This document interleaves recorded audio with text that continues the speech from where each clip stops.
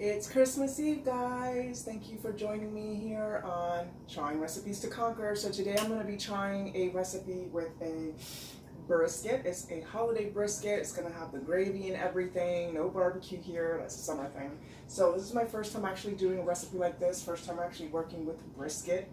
So it's a big chunk of meat here. Mine is pretty lean. It doesn't have a lot of fat on it.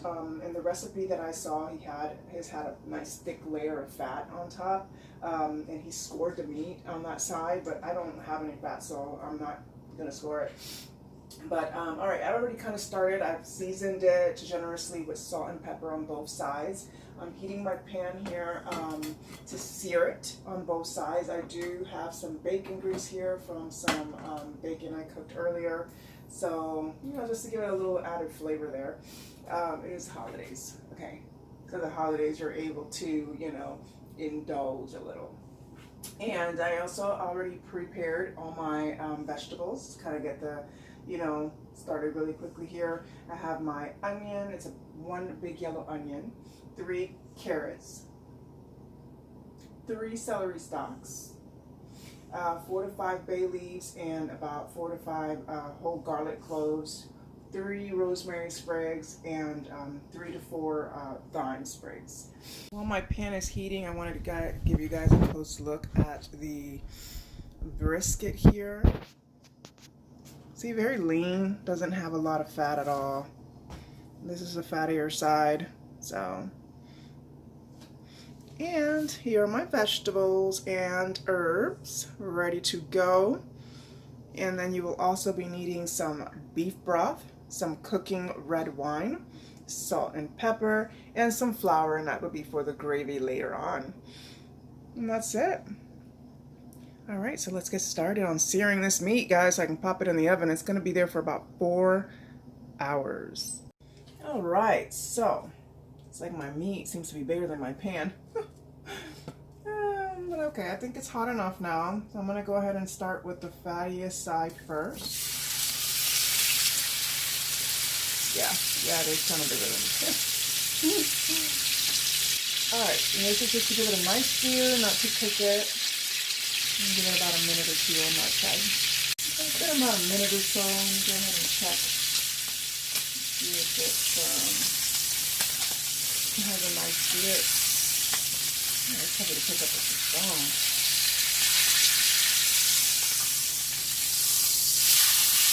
Yeah, I think that's pretty good. I think that's a pretty good sear on it. That little area didn't get so much because of the thickness of it, but now that it's cooked a little bit, it's shrunk. Alright, so I got my cutting board here right next to this meat here. And now I believe it's time to... Yeah, that's a pretty good sear on it. Set it aside here.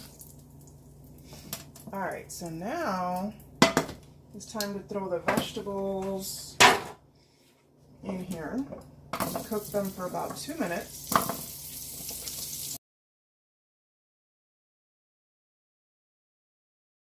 Let's see how I'm going to be stirring this baby here. You don't have to put your herbs in here, but I kind of feel like it would be a good thing to do so.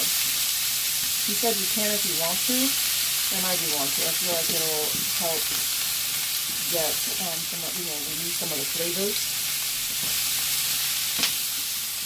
Okay, I'm going to throw a little bit of olive oil in there, kind of assist the process.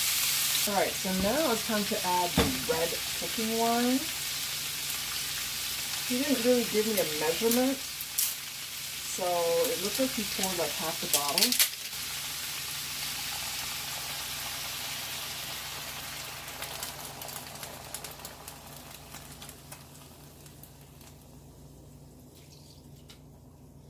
Yeah, so I got about half the bottle.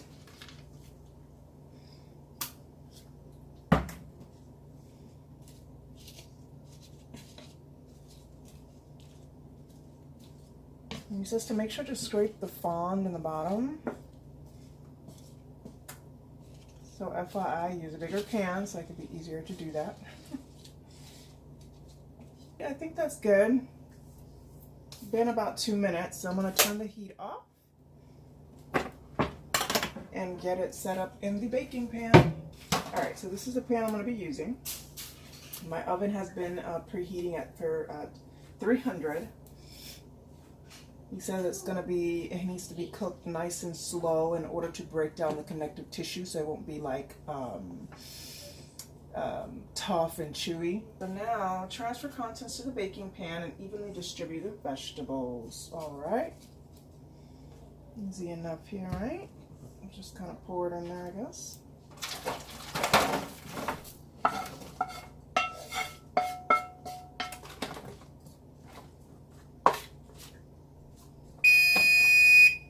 The oven is ready. All right, so here are the vegetables nicely distributed on the baking pan with the wine sauce in the bottom already. And now add the beef to the pan. I'm assuming fat side up. All right, looking good so far. Okay, so now it's time to add the beef broth. It's actually beef stock, but I bought broth, so to me they're about the same. So it'll have to do, guys. That's what I have. And it says here to pour until the level of liquid reaches a little bit of the size. Do not submerge meat in this liquid. And all this broth and the wine and the drippings from the meat is going to make a nice gravy. So I cannot wait for that.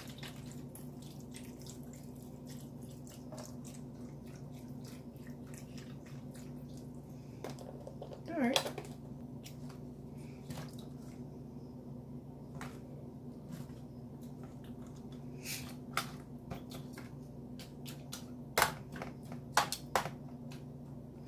All right, I think that's good, guys. It's only a little bit on the sides, up the sides there.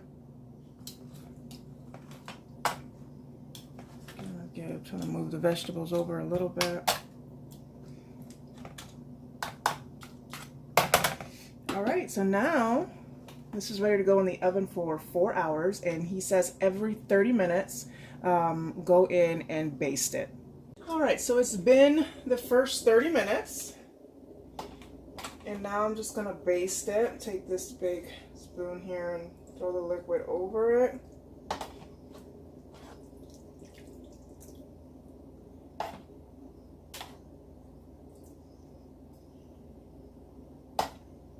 It smells so good. Like I can smell all those herbs and oh my gosh. Okay guys, so I just took it out of the oven. It's been 4 hours. It's looking pretty good. It's smelling pretty good. So what I'm going to do now is put it on a cutting board and let it rest for about, it says an hour, maybe 40 minutes. I don't know if mine is as big as his. Doesn't really look like it, but either way, I'll leave it for about 45 minutes to an hour. Okay guys, so now it's time to start the gravy. So now that I've removed the meat and set it aside on a cutting board for it to cool and rest, well, for it to rest. And now it's time to strain all of this stuff here.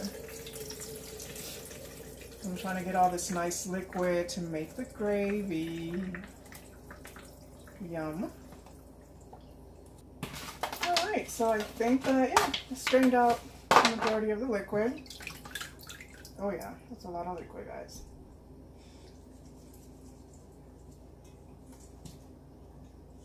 These veggies you can eat on the side, so we're basically done with that.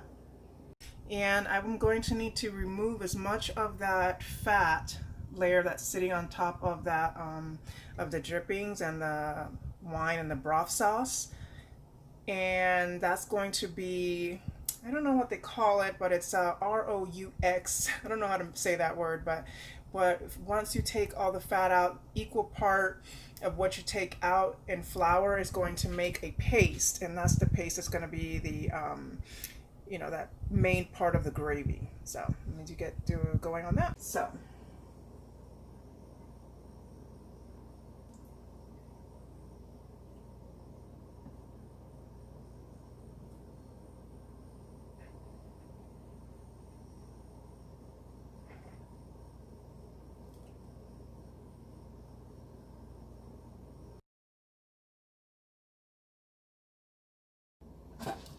Alright, it was a bit of work, but I think I did it. It's definitely a gravy. Alright, so now that, and I did have to add a little bit more of my leftover beef broth. I think I just put too much flour, but oh well, it's looking good. It's looking like a gravy. Just gonna let it boil for a minute, and then it's gonna be all set. Ooh, I just tasted the gravy. It is so yummy. I did add a little bit of pepper because I like that pepper cake, but woo, nice. All right, so I'm just gonna again wait for it to boil for 1 minute, and then it's all done, guys. All right, guys, so it has rested for about 45 minutes. I'm going to go ahead and cut it. It's against the grain, so I'm assuming it's this way.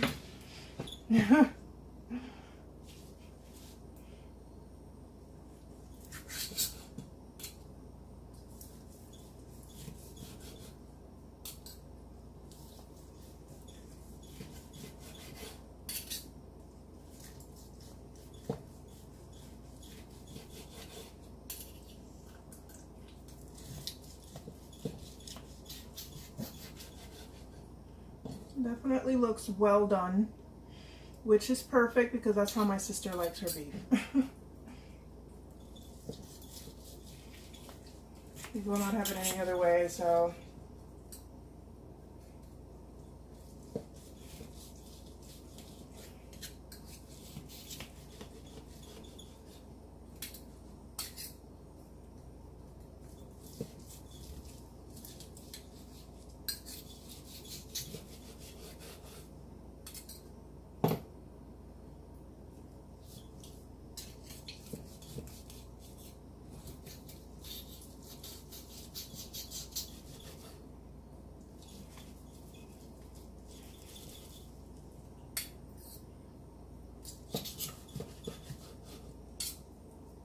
I know it's a tiny piece, and I put a little bit of gravy on it so I can taste it.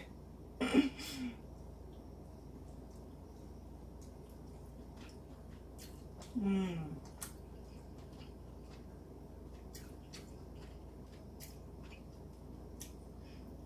Oh my god. Mmm. Mm-mm-mm. Mm-hmm. Well, guys, that is so good. I cannot wait to eat this with the rest of the food. So thanks again, and Merry Christmas, and thank you for being here, and I'll see you till next time.